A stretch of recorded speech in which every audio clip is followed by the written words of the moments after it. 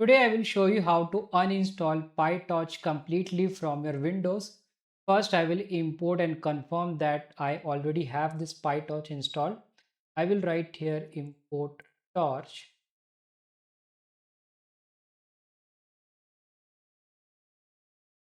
You can see that it has been imported. Now let's do the uninstallation.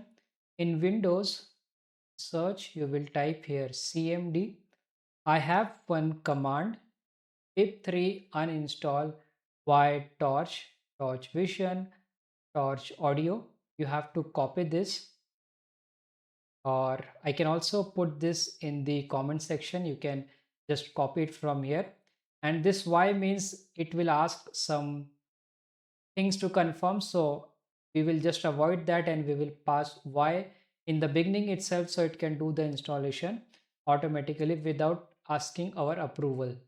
I will copy this from here. Then I will paste it here, press enter,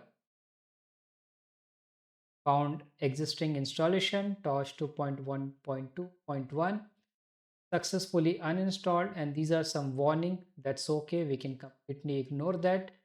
Now I will restart this kernel.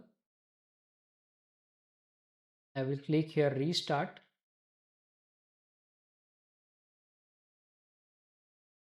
I will try to import this again. I should get an error if the installation has been done successfully.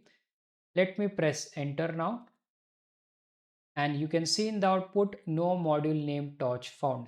That means the installation is successful. Nothing is left in your Windows machine.